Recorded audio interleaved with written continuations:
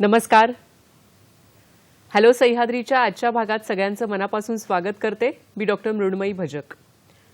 6 डिसेंबर म्हणजेच भारतरत्न डॉक्टर बाबासाहेब आंबेडकर यांचा महापरिनिर्वाण दिन.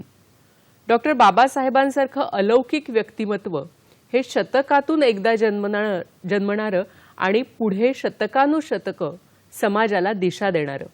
केवळ भारतातच नाही तर जगभरात डॉक्टर बाबासाहेब आंबेडकर यांचे विचार हे लोकांना प्रेरित करत आलेले आहेत. कारण त्यांचं व्यक्तिमत्व म्हणजे सखोल आणि अथांग.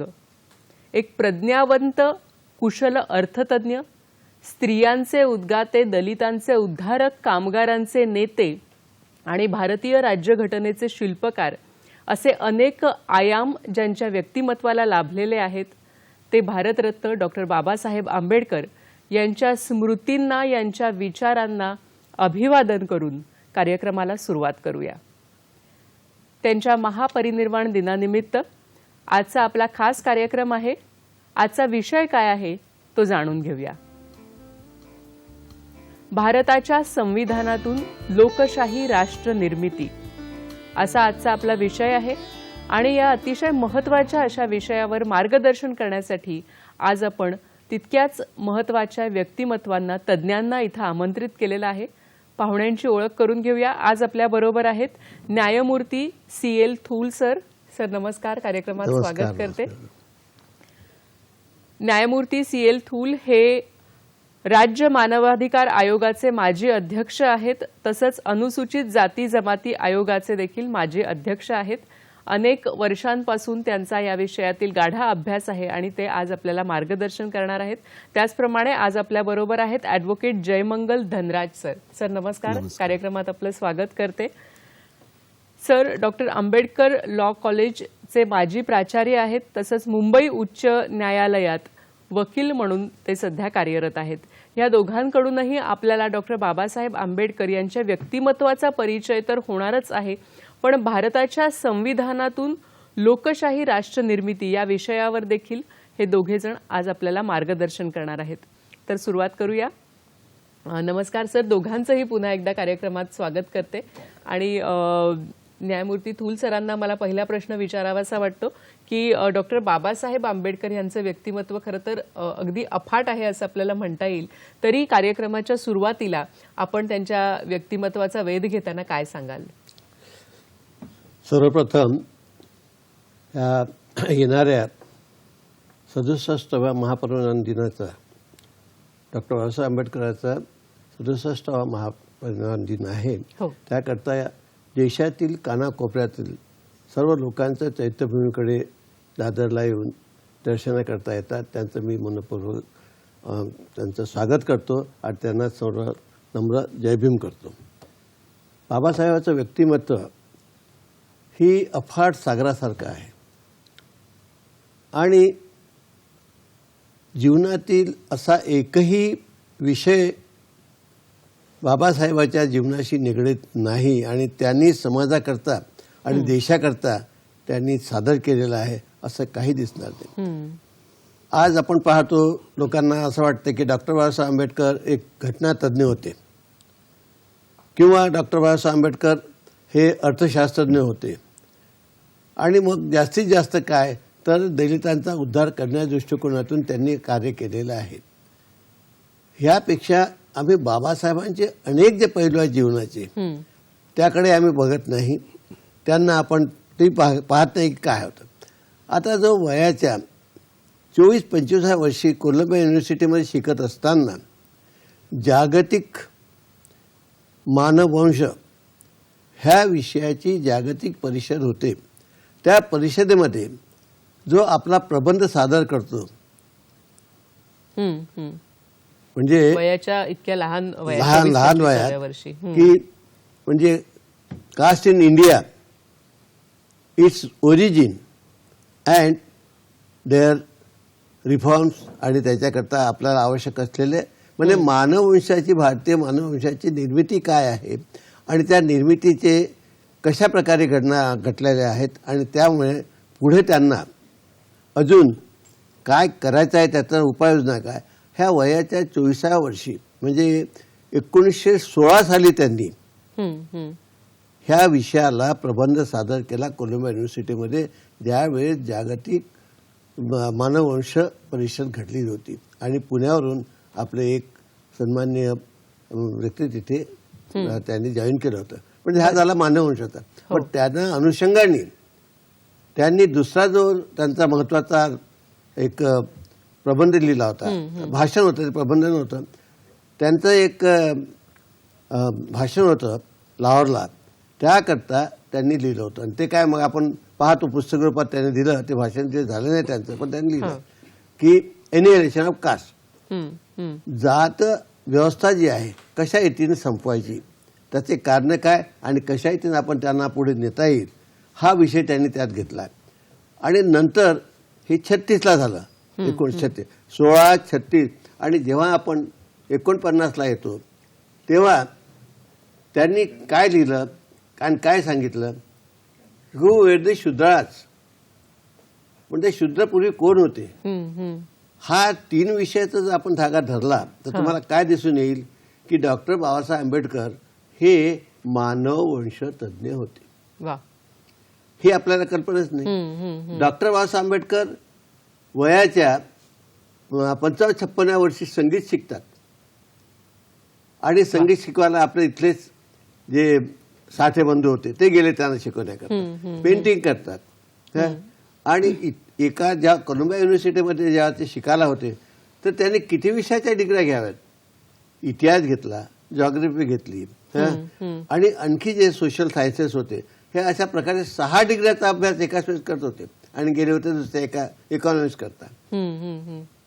अर्थशास्त्र आहे, घटना आहे, कायदेविषयक आहे, सामाजिक प्रश्न आहेत, महिलांचे प्रश्न आहेत, मजुरांचे प्रश्न आहेत, पाण्याचे प्रश्न आहेत, शेतकऱ्याचे प्रश्न आहेत. आता असा कोणता विषय आहे की जो डॉक्टर बाबासाहेबांच्या विचाराच्या परिसीमेच्या बाहेर गेला का? तो कुठेच गेलेला नाही. म्हणून माझं मी नेहमीच नम्रपणे सांगतो की डॉक्टर बाबासाहेब आंबेडकर हे मोबाईल युनिव्हर्सिटी होती. हम्म. विश्वविद्यापीठ असं होतं, डॉक्टर बाबासाहेब आंबेडकर अशा प्रकारचं विश्वविद्यापीठ होतं. त्या विश्वविद्यापीठ म्हटलं की सगळ्या फॅकल्टी झाल्या आणि त्या सगळ्या फॅकल्टीचा अभ्यास विद्यार्थ्यांना द्यायचा, त्यांना ज्ञानार्जन लोक करायचे, त्यांना ज्ञान दान द्यायचं. हे ज्ञानाचं दान सतत वाटत असे, असं जे बाबासाहेबांचं व्यक्तिमत्व आहे. आणि हे व्यक्तिमत्व मी म्हटलंच की समुद्रासारखं अफाट आहे, पण त्यातून आज जगातील लोक मोतीचूर निवडत आहेत. बाबासाहेबांचे विचार अमेरिका असो, ऑस्ट्रेलिया असो, अरे हंगेरी सारखे आदिवासी लोक इथे येऊन अभ्यास करतात आणि बाबासाहेब विचार त्यांच्या देशामध्ये मांडतात. आज पाहतो आपण अफगाणिस्तान असो, चायना असो, हे बाबासाहेबांचं लिटरेचर, बाबासाहेबांचं वाङ्मय, बाबासाहेबांचे विचार हे बाबासाहेब. आज देशाची अर्थव्यवस्था जे नियंत्रित होत आहे, हे नियंत्रित होण्याचं कार्य देखील कशा माध्यमातून होते? Reserve bank of India. आणि रिझर्व्ह बँक ऑफ इंडिया म्हणजे काय आहे? बाबासाहेबांचा 1923 साली त्यांनी सादर केलेला प्रॉब्लेम ऑफ रुपी, त्या माध्यमातून जेव्हा हंटर कमिशन इथे आलं आणि त्यांनी याचा विचार केल्यानंतर, अभ्यास केल्यानंतर बाबासाहेबांनी त्याचं जे रॉयल इथे कमिशन आलं होतं की देशातील व्यवस्था कशी असावी, त्यावेळेस बाबासाहेबांची जे हे होतं प्रॉब्लेम ऑफ रुपी, त्याचा आधार घेऊन ते प्रश्न विचारायचे. आणि मुंबईच्या जेव्हा त्यांचा इंटरव्ह्यू झाला त्यावेळेस ते इंटरव्ह्यू घ्यायला बसले, विचारलं आणि सगळे जे इंटरव्ह्यू घेणारे होते त्या इंटरव्ह्यू घेणाऱ्याजवळ डॉक्टर बाबासाहेब आंबेडकरचा प्रॉब्लेम ऑफ रुपी सगळ्या टेबलवर होतं. वा, म्हणजे असं कुठलंही क्षेत्र नाहीये की जे बाबासाहेब आंबेडकर यांच्या कक्षेत नाहीये, किंवा सगळ्या गोष्टींचा त्यांनी विचार केलेला आहे, त्यावर विचार प्रकट केलेले आहेत, त्यावर पुस्तकं देखील आज नव्या पिढीसाठी उपलब्ध आहेत. सर, तुम्ही काय सांगाल की तुम्हाला जवळ वाटणारे किंवा तुम्हाला भावलेले डॉक्टर बाबासाहेब आंबेडकर यांच्याबद्दल सुरुवातीला काय सांगाल? डॉक्टर बाबासाहेब आंबेडकरांच्या 67व्या महापरिनिर्वाण दिनाच्या निमित्तानं सर्वप्रथम मी बाबासाहेब आंबेडकरांना विनम्र अभिवादन करतो. आजच्या या चर्चेच्या अनुषंगाने आपण जो प्रश्न विचारला आहे, माझ्या आधी न्यायमूर्ती थूल साहेबांनी अत्यंत विस्तृतपणे बाबासाहेबांच्या विविध व्यक्तिमत्वाच्या विविध अंगांना स्पर्श करण्याचा प्रयत्न केला, ज्यामध्ये जवळपास सगळेच विषय आले. परंतु त्यातही त्या एकही विषय असा नाही की तो कमी किंवा जास्त महत्त्वाचा आहे असं आपण म्हणू शकतो. मात्र बाबासाहेबांच्या जीवनाच्या शेवटच्या टप्प्यामध्ये जी राज्यघटना निर्मितीचं कार्य बाबासाहेबांच्या हातून घडलं, बाबासाहेबांनी त्या कार्यासाठी स्वतःला जे पद्धतीनं झोकून दिलं आणि 25 नोव्हेंबर 1949चं त्यांचं भाषण पाहिल्यावर आपल्या लक्षात येतं की किती अफाट आणि किती महत्त्वपूर्ण आणि मोठं कार्य बाबासाहेबांच्या हातून हे घडलेलं आहे. म्हणजे तुम्हाला सांगतो, राज्यघटनेच्या मसुदा समितीने जेव्हा पहिला मसुदा संविधानाचा सादर केला घटना समितीसमोर आणि त्यानंतर तो जनतेसाठी खुला करण्यात आला, तर 7,500पेक्षा जास्त सूचना पूर्ण भारतभरातून आल्या होत्या. त्या सर्व सूचनांचं वाचन करून त्यातील 5,000 सूचना जवळपास बाजूला काढल्या गेल्या आणि प्रत्यक्षपणे संविधान सभेमध्ये 2,500 सूचना दुरुस्त्यांवर चर्चा झाली. त्या 7,500 सूचना वाचणं, त्यातल्या 5,000 ज्या महत्वाच्या नसतील त्या बाजूला काढणं आणि नंतर ज्या 2,500 आहेत त्यावर चर्चा घडवून त्या प्रत्येक सूचनेला, प्रत्येक दुरुस्तीला समर्पक उत्तरं देणं आणि त्यातून ही राज्यघटना निर्मिती होणं, खऱ्या अर्थानं हे फार मोठं काम आहे, प्रचंड मोठं काम.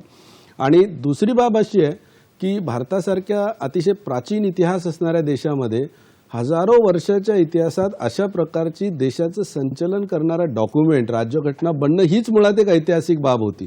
ज्या राज्यघटनेमुळे देशातील सर्व स्तरातील नागरिकांच्या हिताची वेगवेगळे कायदे, वेगवेगळ्या तरतुदी करून हा विविधतेने नटलेला देश एका धाग्यात गुंफण्याचं फार मोठं कार्य या भारतीय संविधानाच्या माध्यमातून झालं. त्यामुळे गेल्या 74 वर्षामध्ये, आपण 74वा संविधान दिन आता नुकताच मागच्या या महिन्यामध्ये साजरा केला नोव्हेंबरमध्ये, 74 वर्ष हा देश ज्या शांततेनं, ज्या व्यवस्थितपणे वाटचाल करतोय, खऱ्या अर्थानं बाबासाहेब आंबेडकरांचं एक राष्ट्र निर्माते म्हणून हे फार मोठं योगदान देशासाठी आहे असं मला वाटतं. नक्कीच सर, अतिशय मोठं योगदान आहे आणि जगामध्ये वाखाणली गेलेली अशी ही भारताची राज्यघटना आहे.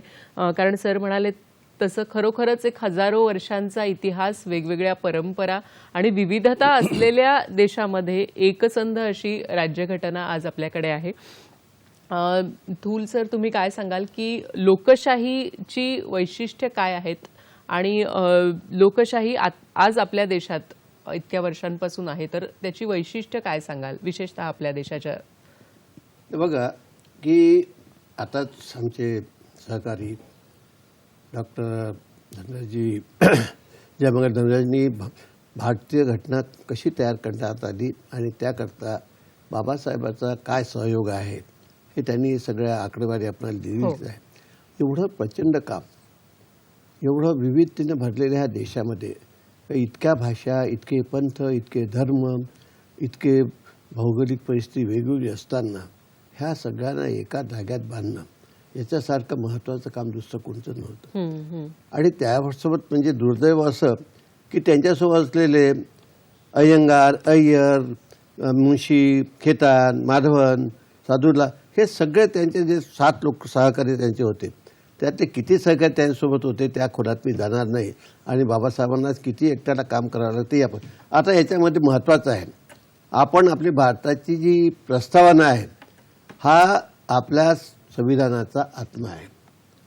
आणि सगळ्यांना माहीत आहे जे जेव्हा आपण आम्ही भारताचे लोक म्हणजे लोकशाहीचा सुरुवातच तिथून आहे की आम्ही भारताचे लोक. नो कोणत्याही प्रकारचा राजा नाही, कोणत्याही प्रकारचा डिक्टेटर नाही, कोणत्याही प्रकारचा एकाधिकार व्यक्ती नाही, तर आम्ही सर्व भारताचे लोक. आणि आमची हे काय कसं घडवायचं आहे, मला असं लोकशाही सार्वभौम घडवायचं आहे की ज्याच्यामध्ये न्याय राहील, सामाजिक, आर्थिक आणि तुमचा राजनीतिक न्याय, त्यानंतर विचार, अभिव्यक्ती, विश्वास, श्रद्धा, उपासना यांचे स्वातंत्र्य, म्हणजे न्याय, स्वातंत्र्य, समानता, दर्जाची आणि संधीची समानता. आणि नंतर काय म्हणतात, ह्या सगळ्याला याचा विश्वास देणार व्यक्तीची प्रतिष्ठा आणि व्यक्तीच्या प्रतिष्ठेनंतर ह्या देशाची एकता आणि एकात्मता ही प्रवर्धित करून करणारी बंधुता. म्हणजे काय 4 पिलर आले याचे, न्याय, तुमचं स्वातंत्र्य, समता आणि बंधुता. हे ह्या लोकशाहीचं ह्या 4 गोष्टी एकाधिकारी पद्धती किंवा कोणत्याही राजेशाही पद्धती किंवा फेडरल युनिट राहील त्या फेडरल नाही तर हे युनियन. बाबासाहेबांनी संविधानामध्ये फेडरल शब्द वापरला नाही, युनियन शब्द वापरला. म्हणजे आम्ही एक आहोत, सगळेजण मिळून आहोत. खरंय.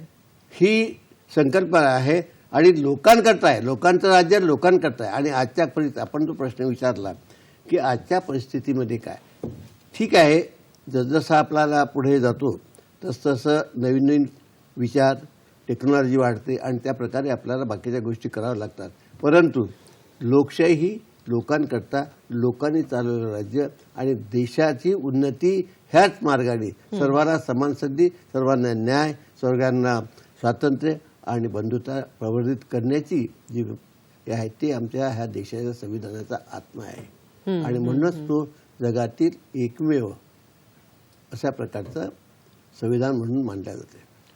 खरोखरच जगातलं एक सर्वोत्कृष्ट आणि एकमेव संविधान म्हणजे भारतीय राज्यघटना, ज्या राज्यघटनेचा अर्थातच आपल्या सगळ्यांना एक भारतीय म्हणून अभिमान आहेच. आणि लोकशाही, भारताच्या संविधानातून लोकशाही राष्ट्र निर्मिती याविषयी आपण आणखीही बोलणार आहोत. विषय जरी आपल्याला ऐकायला थोडासा किचकट वाटत असला तरी आपले दोन्ही तज्ज्ञ आपल्याला तो सोपा करून सांगणार आहेत. त्यामुळे जरूर या कार्यक्रमात आमच्याशी जोडले रहा. आत्ता वेळ झाली एका छोट्याशा विश्रांतीची. पाहत रहा हॅलो सह्याद्री.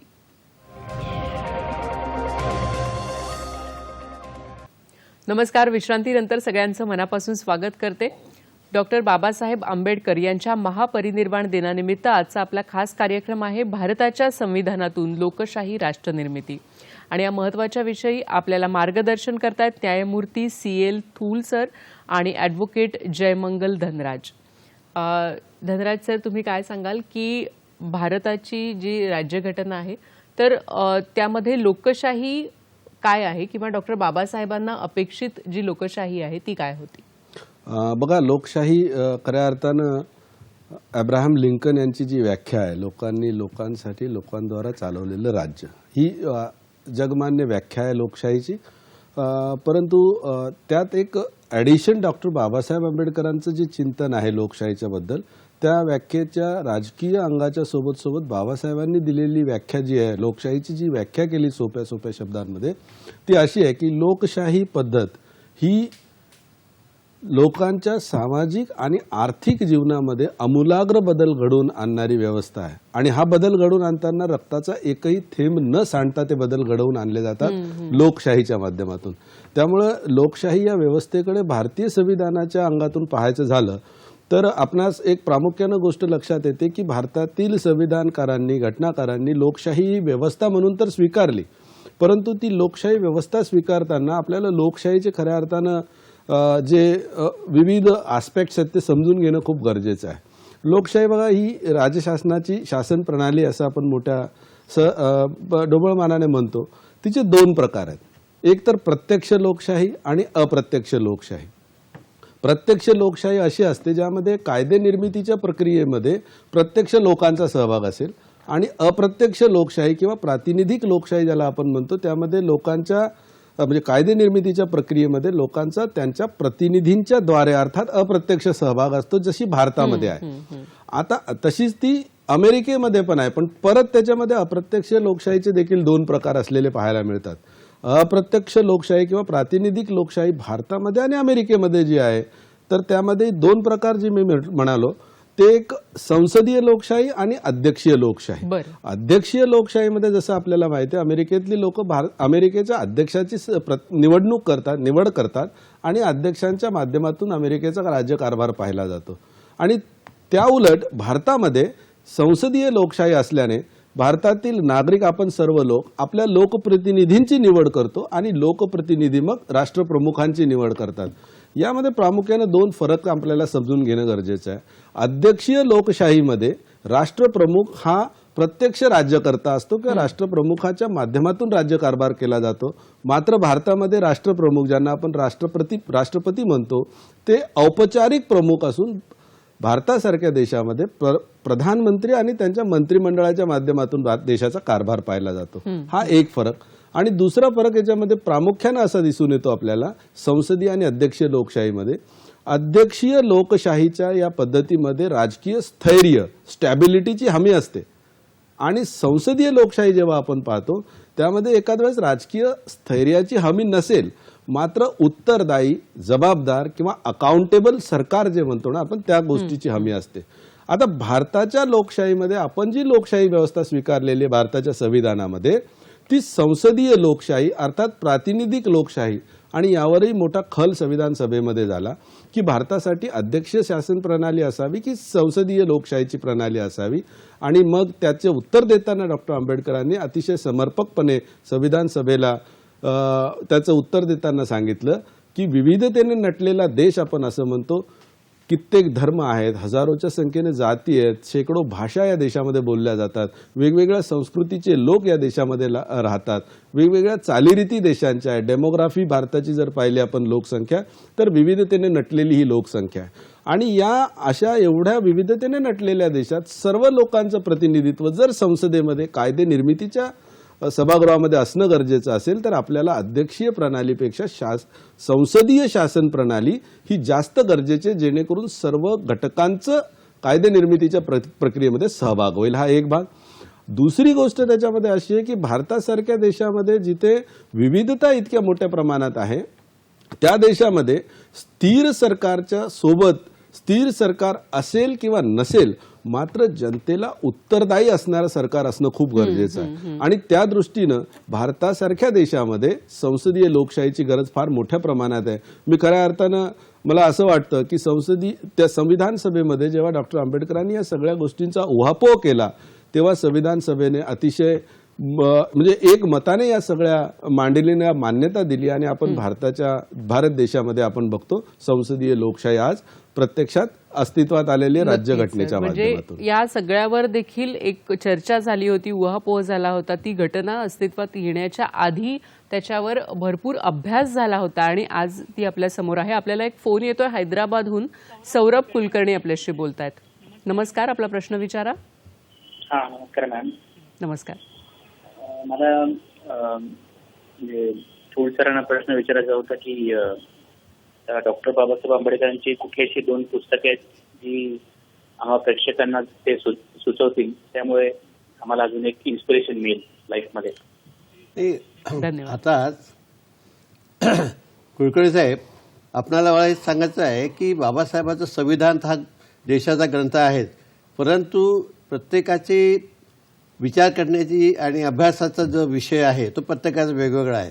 आता जर तुम्ही अर्थशास्त्राच्या दृष्टिकोनातून विचार कराल तर त्यांचा प्रॉब्लेम पूर्वीपासून सुरुवात करतो. त्याचे अगोदरचे 2 त्यांचे प्रबंध आहेत, ते 2 प्रबंध तुम्ही वाचाल. म्हणजे हा झाला अर्थशास्त्र. संविधानाच्या दृष्टिकोनातून बघाल तर तुम्हाला असं दिसेल की संविधान आहे आणि कॉन्स्टिट्यूशन असेंब्लीमध्ये माझे सहकारी जे जयमंगलजी धनोज यांनी सांगितलेलंच आहे आता, आणि अध्यक्षीय प्रणाली आणि संसदीय प्रणाली ते सांगितलेलं आहे. तर त्यातून तुम्हाला मार्ग मिळतो. तिसरं, जसं तुम्हाला सांगाल मानव वंशाचा आहे. आता जर अँथ्रोपॉलॉजीचा जर विचार केला तर तुम्हाला मानवशास्त्रावर पुस्तक मिळेल. त्यानंतर तुम्ही धर्माच्या दृष्टिकोनात पाहिला तर त्याने विविध धर्माचा अभ्यास केल्यानंतर जो धर्म स्वीकारला त्याचे तुम्हाला मिळेल.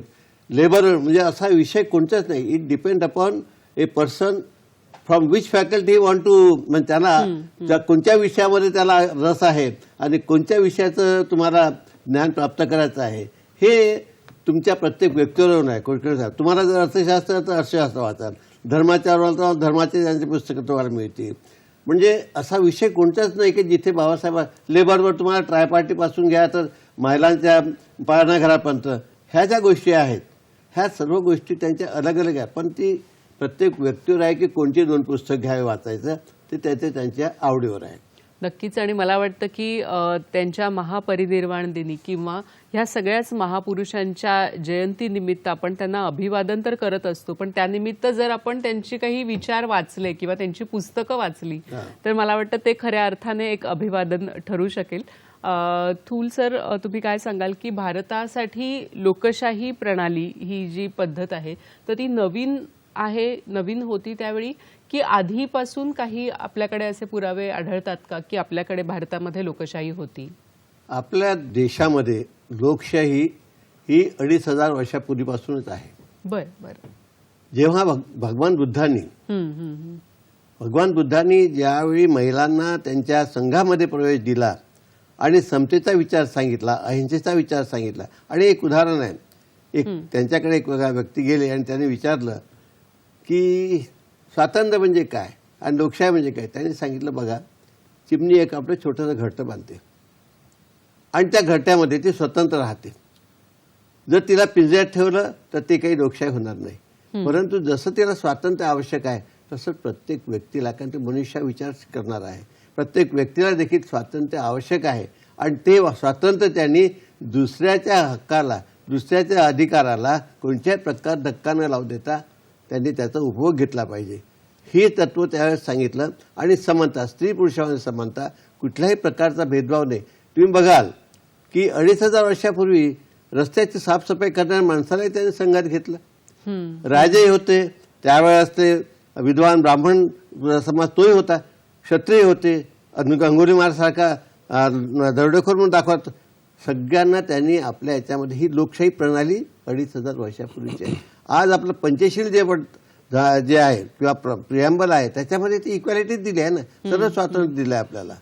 तर त्या दृष्टिकोनातून पाहिले तर लोकशाही आपल्या देशामध्ये नंतर अनेक राज्यांनीही केलं आणि निर्णय देखील बुद्धकालीन याच्यात ही लोकशाही पद्धतीने झालेली आहेत. बरोबर आहे. म्हणून लोकशाही आपल्याकडं नवीन नाही, परंतु त्याची जशी जशी बदलती परिस्थिती आहे त्या बदलत्या परिस्थितीमध्ये अध्यक्षीय की आपले संसदीय संवैधानिक ह्या दोन दृष्टिकोनातून घेऊन आपण आता लोकांसाठी म्हणजे अब्राहम लिंकनची व्याख्या केली त्याच व्याख्येप्रमाणे लोकांनी चालवलेलं राज्य म्हणजे लोकशाही.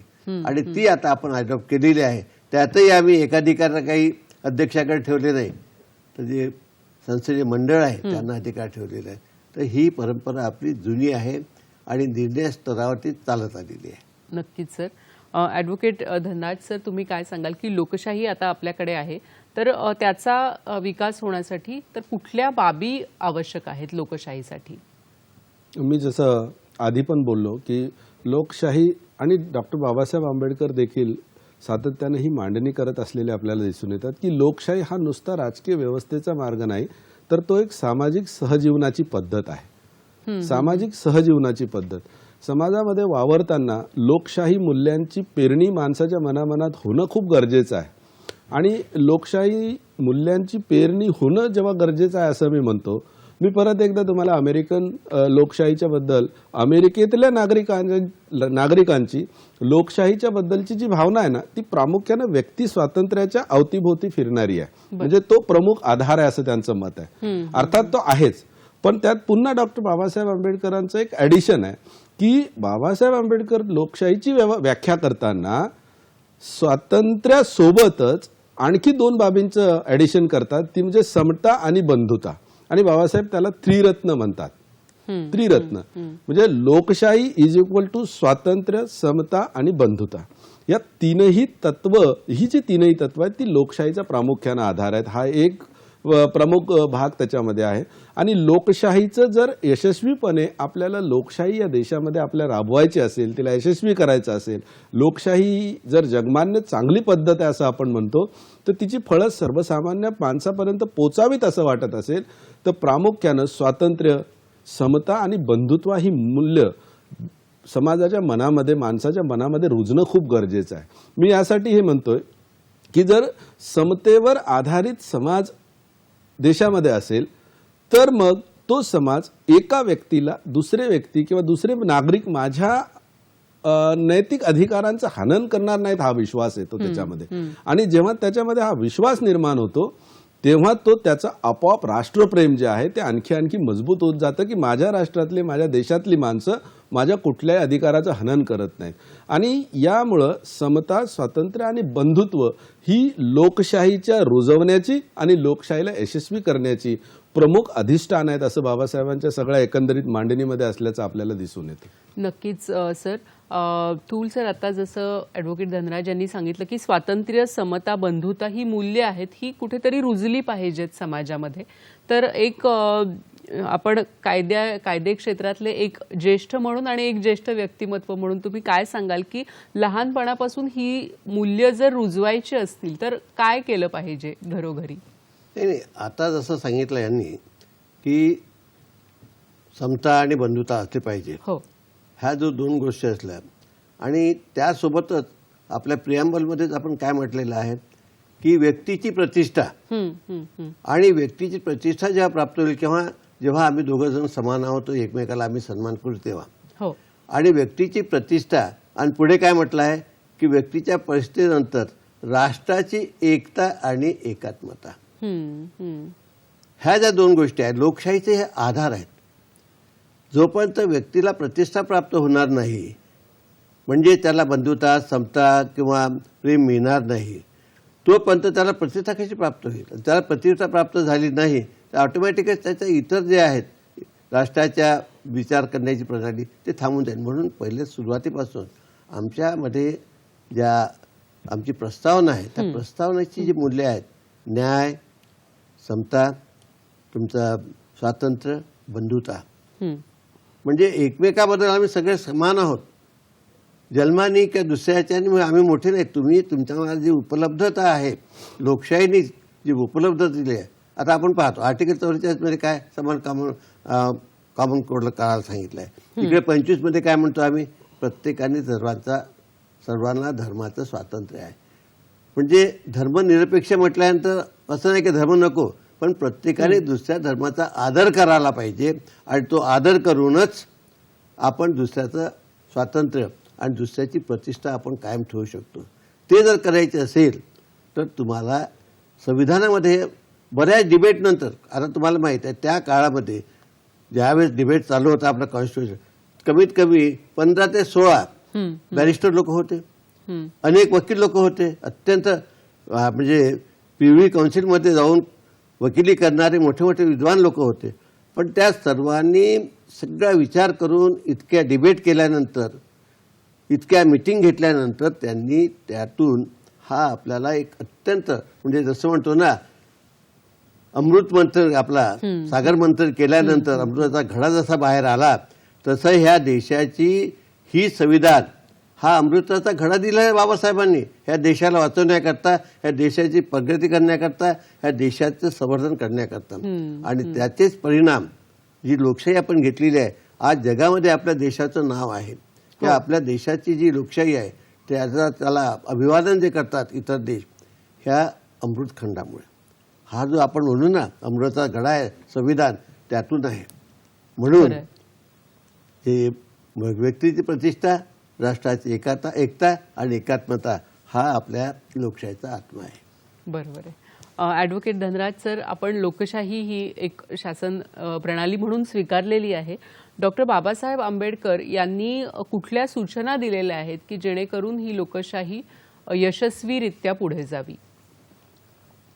सूचना मग मी परत एकदा आपल्या सर्व प्रेक्षकांना विनंती करेल की आवर्जून आपण 25 नोव्हेंबर 1949चं जे संविधान सभेतलं भाषण आहे ना ते भाषण थोडंसं वाचण्याचा प्रयत्न करावा जेणेकरून त्या भाषणाचं वैशिष्ट्यच असं आहे ना की ही संविधान बनवताना संविधानकारांनी घटनाकारांनी कोणकोणत्या प्रकारे कार्य केलं काम केलं कोणकोणते अडचणी आल्या अडथळे आले इतिहासातून आम्ही कशा प्रकारचा बोध घ्यावा हा देश म्हणून आम्हाला आता 26 जानेवारी नंतर जर पुढे वाटचाल करायची तर येणाऱ्या पिढ्यांनी कशा पद्धतीनं आपली वाटचाल करावी आणि हे सगळे इशारे देत देत देत देत बाबासाहेब आंबेडकरांनी जवळपास 48 मिनिटांचं ते भाषण संविधान सभेतलं होतं. त्या भाषणामध्ये नव्या पिढ्यांसाठी येणाऱ्या पिढ्यांसाठी अनेक महत्त्वाचे इशारे बाबासाहेब आंबेडकर देतात ज्यामध्ये खास करून प्रामुख्यानं महत्त्वाचे जे इशारे आहेत मला असं वाटतं ते म्हणजे इतिहासातून आम्ही बोध घेतला पाहिजे की जेव्हा जेव्हा मानवी अधिकाराचं स्वातंत्र्याचं समतेचं बंधुतेचं संघर्ष करतात त्यासाठी लोक किंवा प्रयत्न करतात तेव्हा एक कुठला तरी समूह प्रयत्न करत असताना इतरांनी त्याकडे डोळे झाक करणे किंवा त्याकडे नुसतंच पाहत राहणे. दुसऱ्या बाजूने एखाद्या वेळेस स्वातंत्र्यासाठी संघर्ष चालू असेल तरी दुसऱ्या घटकाने त्याकडे सहभागी न होणे त्यामध्ये हा एक भाग झाला. दुसरी गोष्ट बाबासाहेब आंबेडकर त्यामध्ये अतिशय स्पष्टपणे उल्लेख करतात की हजारो जातींमध्ये विभागलेला हा जो भारतीय समूह आहे भारतीय लोकसंख्या आहे भारताचे नागरिक आहेत या जाती राष्ट्रविरोधी आहेत असं बाबासाहेबांचं कॅटेगरिकल स्पष्ट स्टेटमेंट आहे त्याच्यामध्ये की कास्ट आर अँटी नॅशनल आणि त्यामुळे या जातीच्या आधारावर ही जी सामाजिक विभागणी झालेली आहे ती आम्हाला खऱ्या अर्थानं राष्ट्र म्हणून एकत्र येण्यासाठी अडथळा ठरते. त्यामुळे भविष्यामध्ये भावी पिढ्यांनी वाटचाल करताना या सगळ्या बाबींचा म्हणजे परामर्श घेऊन सगळ्या बाबींकडून थोडंसं शिकून भविष्याची आपली आखणी करावी, वाटचाल निश्चित करावी, जेणेकरून हे राष्ट्र पुन्हा कधीही भविष्यामध्ये जसं इतर वेळी ते गुलाम होत आलं याआधी, त्या इथून पुढे हे राष्ट्र कधीही कोणाचं गुलाम होणार नाही यासाठी या गोष्टींची बाबासाहेबांनी आम्हाला इशारा दिला असं आपल्याला म्हणायला हरकत नाही. ते 25 नोव्हेंबर 1949चं भाषण आपल्या सर्व प्रेक्षकांना परत एकदा नम्र विनंती आहे की आपण रेफर करण्याचा प्रयत्न करावा. सर, आपण आत्ताच सांगितलं त्या भाषणाचा उल्लेख केला, तर आपण कृपया आमच्या प्रेक्षकांना सांगू शकाल का की ते कुठून आपल्याला मिळू शकेल किंवा आज आंतरजालावर इंटरनेटवर कुठे उपलब्ध आहे? गुगलमध्ये तुम्ही doctor Babasaheb Ambedkar 25 November speech असं जरी टाकलं तरी ते गुगलवर मिळेल. इंग्रजीमध्येही मिळेल, मराठी अनुवादही मिळेल. आता तुम्ही प्रश्न विचारलाच म्हणून सांगतो. मी डॉक्टर आंबेडकर लॉ कॉलेजला प्राचार्यपदी काम करत असताना आमचे विद्यार्थी आणि आम्ही एक संविधान जागृतीचं अभियान चालवायचो. त्यावेळेस आम्ही त्याचं मराठी म्हणजे त्या इंग्रजी भाषणाचा मराठी अनुवाद करून असंख्य प्रती आम्ही विनामूल्य जे लोकांना आम्हाला संपर्क होईल त्यांना आम्ही देत असायचो. खरं म्हणजे राष्ट्र निर्मितीचं हे फार मोठं एक नव्या राष्ट्राच्या निर्मितीसाठी आणि राष्ट्राच्या सुयोग्य संचलनासाठी जे काही आवश्यक आहे ते लोकांपर्यंत पोहोचवणं आमचं कर्तव्य म्हणून आम्ही पार पाडत होतो. मात्र हे भाषणाची प्रत आपणास उपलब्ध होऊ शकते सहजपणे. आता इंटरनेटच्या माध्यमातून तर अगदी सहजपणे ते उपलब्ध होईल. नक्कीच, म्हणजे नवीन पिढी नक्कीच त्याच्याशी जोडली जाऊ शकते आणि हल्ली प्रत्येकाच्याच हातामध्ये मोबाईल असल्यामुळे किंवा इंटरनेट असल्यामुळे हे भाषण नक्कीच आपल्याला अगदी सहजपणे उपलब्ध होऊ शकतं. थूल सर, डॉक्टर बाबासाहेब आंबेडकर यांच्याविषयी सुरुवातीला बोलताना तुम्ही म्हणालात की अफाट म्हणजे समुद्र आहे, अथांग समुद्र आहे. तर त्यामधले आपण काही पैलू आज आपण प्रेक्षकांसमोर जर मांडले तर एकतर राज्यघटनेचा आता उल्लेख झाला, तसंच अर्थशास्त्रज्ञ म्हणून एक खूप महत्त्वाचं काम त्यांनी केलेलं आहे. तर त्याबद्दल तुम्ही काय सांगाल की अर्थशास्त्रातलं त्यांचं योगदान आजही आपल्याला कशा पद्धतीने उपयोगी पडत आहे? आताच आपल्याला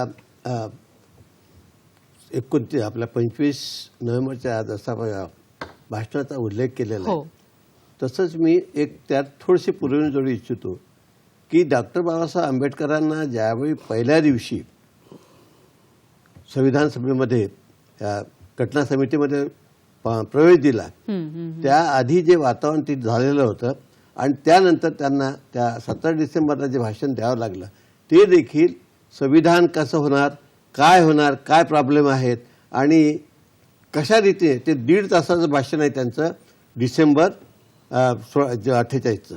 ज्यावेळेस त्यांना एंट्री मिळाली त्याच दिवशी त्यांना एका ते मुस्लिम व्यक्ती याच्यावर काही वाद झाला होता त्या घटना समितीमध्ये आणि मग नंतर बाबासाहेब त्यांनी एंट्री केली तर पहिलं भाषण आणि ती त्यांना डॉक्टर राजेंद्र प्रसाद सांगितलं बोला, काही तयारी नाही काही नाही, पण त्यांनी सुरुवात घटना कशी असावी, घटनेच्याबद्दल प्रॉब्लेम काय म्हणजे पुढे वगैरे वगैरे करून ते एक भाषण आणि दुसरं 25 नोव्हेंबर 49चं. हे 2 भाषणं तुम्हाला संविधानाला किंवा संविधानाचे विद्यार्थी त्यांना ते अत्यंत आवश्यक आणि चांगले आहेत.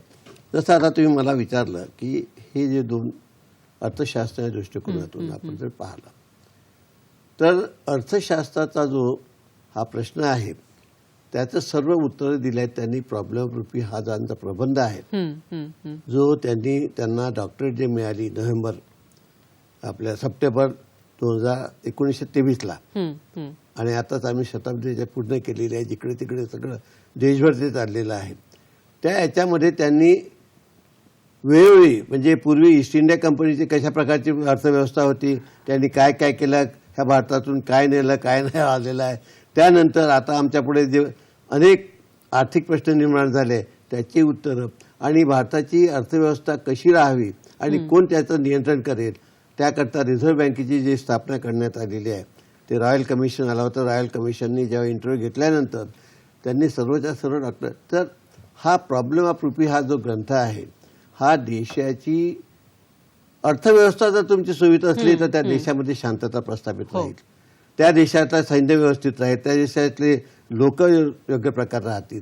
म्हणून अर्थशास्त्र हे संविधानाच्या दृष्टिकोनातून अत्यंत महत्वाचं आणि ते कंट्रोल करण्याकरता प्रशासकीय प्रणाली. बाबासाहेब आंबेडकरांनी ग्रेटा नावाच्या ग्रीक एका इतिहासकार आणि घटनेचे अत्यंत ज्युरिस्प्रुडन्स ज्याला मानले जाते त्यांचे बरेचसे विचार बाबासाहेबांनी घेऊन संविधानामध्ये प्रशासकीय प्रणाली कशी असायला पाहिजे आणि त्यामध्ये संसदीय लोकांचा हस्तक्षेप किती कमी असायला पाहिजे ह्याबद्दल स्पष्टपणे त्यांच्या. आणि आपण जेव्हा बाबासाहेबांचा लिटरेचर वाचू त्याच्या लिटरेचरमध्ये स्पीचेसमध्ये दिलेलं आहे की ह्या रीतीने त्यांनी संविधानामध्ये प्रशासकीय प्रणाली आणि अर्थशास्त्रीय प्रणाली ह्या दोन जर व्यवस्थित आपण बॅलन्स चालला तर देशामध्ये नेहमी एक समृद्धी राहील आणि आर्थिक आणि त्याचप्रकारे सामाजिक आणि शैक्षणिक. शिक्षणाशिवाय पर्याय नाही.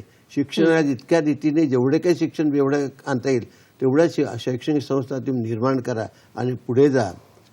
हे डॉक्टर बाबासाहेब आंबेडकरांचं एक महत्वाचं घोषवाक्य होतं. म्हणून प्रॉब्लेम ऑफ रुपी आणि प्रशासकीय प्रणाली ह्या दोन प्रॉब्लेम ऑफ रुपीच्या अनुषंगानेच योग्य अशा आहेत ते वापरणं गरजेचं आहे. नक्कीच. प्रॉब्लेम ऑफ रुपी हा एक महत्त्वाचा डॉक्टर बाबासाहेब आंबेडकर यांचा प्रबंध आहे. मला वाटतं की तो देखील आपण सगळ्यांनी एकदा वाचला पाहिजे की जेणेकरून आपली जी अर्थव्यवस्था आहे की त्याचं एक व्यवस्थित आकलन आपल्याला येऊ शकेल. ॲडव्होकेट धनराज सर, आपण म्हणतो की भारत हा कृषीप्रधान देश आहे किंवा भारतामध्ये अनेक कामगार आहेत, मजूर आहेत, तर त्यांच्यासाठी डॉक्टर बाबासाहेब आंबेडकरांनी जे योगदान दिलं, कामगार मंत्री होते डॉक्टर आंबेडकर, तर ह्या सगळ्याबद्दल तुम्ही काय सांगाल? शेतकरी आणि कामगार यांच्यासाठीचं योगदान. बाबासाहेब आंबेडकरांच्या एकंदर व्यक्तिमत्वाकडे पाहताना जसं दलितांचे उद्धारक, भारतीय राज्यघटनेचे प्रमुख शिल्पकार, या अनुषंगानेच बाबासाहेब आंबेडकरांना समजून घेण्याचा एक मोठ्या प्रमाणात प्रयत्न होतो. मात्र मी तुम्ही जो प्रश्न विचारला त्या अतिशय महत्त्वाचा प्रश्न आहे. कदाचित अनेक लोकांना हे माहिती नाही का बाबासाहेब आंबेडकरांनी जे मोठं आंदोलन कोकणामध्ये उभं केलं होतं ते प्रामुख्यानं कोकणातल्या शेतकरी कुळांच्या मुक्तीचं आंदोलन होतं. शेतकऱ्यांसाठी जे प्रयत्न मोठमोठे देशामध्ये झाले त्यामध्ये बाबासाहेब आंबेडकरांनी कोकणातील एक खोती नावाची पद्धत होती जी कुळांचं सातत्यानं शोषण करत होती शेकडो वर्ष झाले. त्या खोतांच्या तावडीतून शेतकऱ्यांचं मुक्तीसाठी एक फार मोठं आंदोलन बाबासाहेब आंबेडकरांनी उभं केलं. आणि आपल्याला माहिती आहे बाबासाहेब आंबेडकरांनी तत्कालीन प्रांतीय विधानसभेमध्ये खोती ॲबॉलिशनचा एक कायदा देखील बाबासाहेब आंबेडकरांनी त्यावेळेस पास करून घेतलेला आहे. इतकंच नाही तर शेतीशी संबंधित जे छोटे मोठे प्रॉब्लेम्स आज आम्ही प्रकर्षानं पाहतो ना की मोठ्या प्रमाणात शेतकऱ्यांच्या आत्महत्या होत आहेत, शेतीचं पिकाला शेतमालाला भाव मिळत नाही, शेतकऱ्यांनी शेतीमध्ये जी काही मेहनत केलेली असते तिला पुरेसा न्याय मिळत नाही. बाबासाहेब आंबेडकरांच्या जीवन कार्याकडे पाहताना मला वाटतं शेतकऱ्यांच्या या सगळ्या आजच्या प्रश्नांची उत्तरं बाबासाहेबांनी त्याच वेळी शोधून ठेवलेली आहेत. जसं बाबासाहेबांचं एक लिखाण आहे स्मॉल होल्डिंग्स, म्हणजे जमिनीचे लहान लहान तुकडे करून. आपल्याकडे बघा एक पद्धत आहे, कुटुंबाकडे एखाद्या कुटुंब प्रमुखाकडे जर जमीन असेल 100 एकर जमीन असेल उदाहरणार्थ, ती जमीन त्याला 4 मुलं जर झाली तर त्या चौघांकडे 25-25 एकर जमीन येते. त्यांची मुलं जशी होत जातात तशी तशी त्या जमिनीची विभागणी होत जाते आणि शेवटी जे कुटुंब कधीतरी 100 एकर जमिनीचं मालक होतं ते एक वेळ अशी येते की त्याच्याकडे अतिशय तुकडाभर जमीन उरते आणि यातून जमिनीची जी स्प्लिटिंग होते, जे तुकडे पडतात जमिनीचे, त्यातून त्याची प्रोडक्टिव्हिटी कमी होते. बाबासाहेब आंबेडकरांनी या स्मॉल होल्डिंग्सवर फार मस्त सोल्युशन सांगितलेलं आहे जे आजच्या काळातही लागू होतं. शेतीचं राष्ट्रीयकरण करून शेतीला उद्योगाचा दर्जा द्यावा, जेणेकरून शेतकऱ्यांच्या हे ज्या तुकड्यामध्ये शेती करून अल्प उत्पन्न शेतकऱ्यांना मिळतं, ज्यातून त्यांचा उदरनिर्वाह होत नाही, त्यातून मग अनेक आर्थिक प्रश्न उदयास येतात. तर जर शेतीचं राष्ट्रीयकरण झालं, त्या शेतीला उद्योगाचा दर्जा मिळाला, तर उद्योगांना ज्या सुविधा पुरवल्या जातात शासनाकडनं, सरकारांकडून, त्या शेतीला एक उद्योग म्हणून पुरवल्या जर गेल्या तर देशातल्या मोठ्या प्रमाणातल्या शेतकरी, कारण कृषीप्रधान देश आहे याचा अर्थ आपण असं म्हणतो सर, ती सगळी आकडेवारी आपल्याला माहिती आहे की 70% जवळपास लोकांचं जीवन हे शेतीशी निगडीत आहे. एवढ्या मोठ्या जनसमूहाचा हा प्रश्न असताना अद्यापपर्यंत त्या सगळ्या सूचनांवर पाहिजे त्या प्रमाणात काम झालेलं नाही. इरिगेशनचे प्रश्न आहेत, शेतकऱ्यांना पाणी मिळत नाही. भारतातली बहुतांश शेती ही पावसाच्या पाण्यावर आधारित असते. पण त्यामुळे जर इरिगेशनचा व्यवस्थित प्रयत्न झाला की शेतकऱ्यांना पुरेसं पाणी मिळेल. विजेचा प्रश्न आहे, नेमकं मशागतीचे दिवस जेव्हा असतात शेतीच्या कामाचे तेव्हा आपल्याकडे लोड शेडिंग सारखे प्रॉब्लेम निर्माण होतात. शेतकऱ्यांना त्यांच्या पिकाला पाणी देण्यासाठी वीज मिळत नाही. या सगळ्या गोष्टी आणि मग त्यातून MSP सारखे प्रश्न आहेत. ह्या सर्व बाबींची उत्तरं बाबासाहेबांनी दिलेली आपल्याला दिसतात. कामगारांच्या बद्दल तुम्ही जर म्हणाल तर आपल्या देशातली संघटित आणि असंघटित जेवढे काय कामगार आहेत त्या कामगारांच्या जीवनाशी निगडीत कामगारांच्या पगारापासून किमान समान वेतनाचा पगार असू दे, equal pay for equal work असू दे, त्यांची ग्रॅच्युटी असू दे, PF असू दे, मॅटर्निटी लिव्ह असू दे, असंख्य प्रश्न जे कामगारांचे आहेत त्या सगळ्या प्रश्नांवर बाबासाहेबांनी व्हाईसराय काउन्सिलमध्ये 1942 मध्ये प्रचंड काम केलेलं आपल्याला दिसून येतं. शेतकऱ्यांचा नेता, कामगारांचा नेता, अस्पृश्यांचा नेता, महिलांचा नेता, या देशाचा एक प्रमुख नेता म्हणून डॉक्टर आंबेडकरांच्या व्यक्तिमत्वाकडे खऱ्या अर्थानं उघडपणे डोळसपणे पाहण्याची वेळ आलेली आहे असं आपल्याला म्हणायला हरकत नाही. नक्कीच. जसं सरांनी सांगितलं की एक उघडपणे डोळसपणे पाहण्याची गरज आलेली आहे.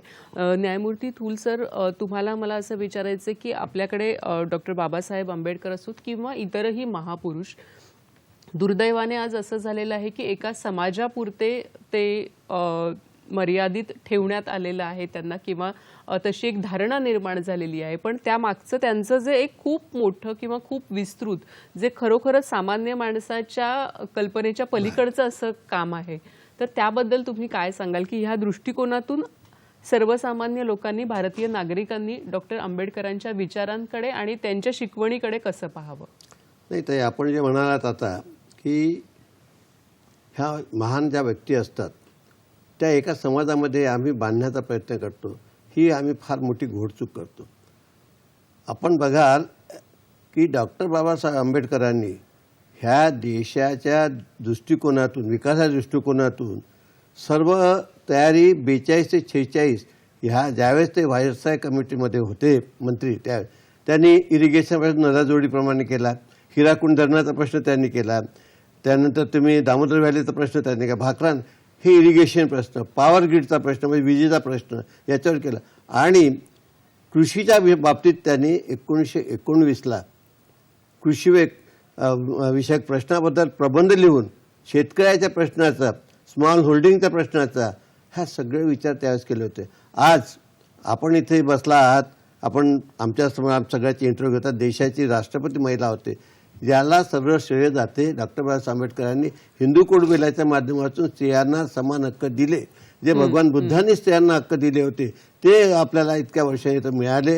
म्हणून देशाच्या पंतप्रधान असो, देशाच्या राष्ट्रपती असो किंवा विविध क्षेत्रामध्ये IAS सारख्या याच्यामध्ये टॉपर आमच्या महिला येतात, ज्याचं श्रेय डॉक्टर बाबासाहेब आंबेडकर. आणि मजुरांचे प्रश्न जे आहेत, मजुरांच्या प्रश्नाबद्दल तर त्यांनी इतिहास घडवला की महिलांचे प्रश्न आणि मजुरांचे प्रश्न, ह्या प्रश्नावर जेव्हा दुमत झालं आणि हे दोन्ही बिल झाले नाही तेव्हा राजीनामा देणारा जगाच्या पाठीवर एकमेव, म्हणजे सर्व समाजाचा, कुठल्याच एका जातीचा नाही, सर्व समाजाच्या स्त्रिया, सर्व समाजाचे कामगार आणि देशाचे शेतकरी यांचा विचार करून राजीनामा देऊन केंद्रीय मंत्रिमंडळाचा बाहेर पडणारा एकमेव व्यक्ती जर कोणी असेल तो म्हणजे महामानव डॉक्टर बाबासाहेब आंबेडकर आहेत. आणि त्यांचे प्रत्येक ग्रंथ, त्यांचे प्रत्येक विषय हे समाजाच्या दृष्टिकोनातून आहे आणि समाजाच्या उत्थानाकरता आहेत. आणि आपल्याला स्वातंत्र्य मिळायच्या अगोदरच त्यांनी याची पायाभरणी 42-46च्या काळामध्ये केली. अगदी नक्की सर. अगदी आपण कार्यक्रमाच्या सांगतेकडे आलेलो आहोत. तुम्हा दोघांनाही मी विचारणार आहे की जाता जाता आपण सर्व आमच्या दर्शकांना काय सांगाल? ॲडव्होकेट धनराज सर, तुम्ही काय सांगाल? बघा, भारतीय लोकशाहीच्या, भारतीय संविधानामध्ये अंतर्भूत असणाऱ्या लोकशाहीचं संवर्धन करणं ही खूप गरजेची बाब आहे. गरजेची बाब आहे. मी डॉक्टर बाबासाहेब आंबेडकरांनी संविधान लिहिलं, त्यामध्ये लोकशाहीची व्यवस्था कशा प्रकारे आपण अंतर्भूत करून घेतलेली आहे ते देखील आपल्यासमोर मांडण्याचा प्रयत्न केला. हे यासाठी गरजेचं आहे की भारतीय लोकशाहीचं स्वरूप जर आपण पाहिलं ना तर दोन प्रमुख गोष्टी, मला असं वाटतं 2-3 प्रमुख बाबी आहेत, त्या जर समजून घेतल्या देशातील नागरिकांनी तर लोकशाहीची गरज आणि त्यासाठी आपलंही योगदान काय असणं गरजेचं आहे ते समजू शकतं. भारतीय लोकशाहीचा विचार करताना आम्ही 2-3 गोष्टी कोणत्या म्हणतोय मी. पहिली गोष्ट तर कायद्याचं राज्य. भारतीय लोकशाही कशाची हमी देते? भारतीय संविधानिक लोकशाही या देशातील लोकांना कायद्याची राज्य असण्याची हमी देते. कायद्याचे राज्य अर्थात कायद्यासमोर सगळे समान असतील आणि सगळ्यांना कायद्याचं संरक्षण असेल आणि तो मूलभूत अधिकार म्हणून देशाच्या राज्यघटनेत आहे. इंदिरा गांधी राजनारायण या खटल्यामध्ये, अतिशय गाजलेल्या खटल्यामध्ये माननीय सर्वोच्च न्यायालयाने देखील ते मान्य केलं. कल्याणकारी राज्य या आणि फंडामेंटल राईट या सगळ्या बाबींचं आपण समजून घेतल्या नक्कीच, तर सर. देशाची लोकशाही संवर्धित करणे हे अतिशय सहज साध्य कार्य होईल असं मला वाटतं. धन्यवाद. धन्यवाद सर. आणि खरोखरच डॉक्टर बाबासाहेब आंबेडकर हे एक बहुआयामी व्यक्तिमत्व, जसं सरांनी सुरुवातीलाच सांगितलं तसं एक अथांग आणि अफाट सागर. आणि ह्या व्यक्तिमत्वाला आणि त्यांच्या विशेषतः त्यांच्या विचारांना आपल्याला समजून घ्यायचं असेल, त्यांच्या विचारांना घेऊन पुढे जायचं असेल तर आजच्या या लोकशाहीच्या भारतामध्ये आपण नक्कीच त्यांचे विचार पुन्हा एकदा अभ्यासले पाहिजे, त्याच्यावर विचार केला पाहिजे. आणि आज आपण दोघेही इथे आलात आणि अतिशय महत्त्वाचे मुद्दे आज आपल्या दोघांमुळे अतिशय सोप्या भाषेमध्ये आमच्या सगळ्या दर्शकांपर्यंत पोहोचले. आमच्या संपूर्ण हॅलो सह्याद्रीच्या टीमतर्फे मी आपल्या दोघांनाही अगदी मनापासून धन्यवाद देते, आपले आभार मानते. आणि दर्शक हो, पुन्हा आपण भेटणार आहोत एका नवीन विषयासह, नवीन कार्यक्रमामध्ये. आणि आजच्या या दिवशी अतिशय आपले अनमोल विचार आपल्या सगळ्या दर्शकांपर्यंत पोहोचलेले आहेत. पुन्हा एकदा आपल्या धन्यवाद आणि आज इथेच थांबतो. नमस्कार.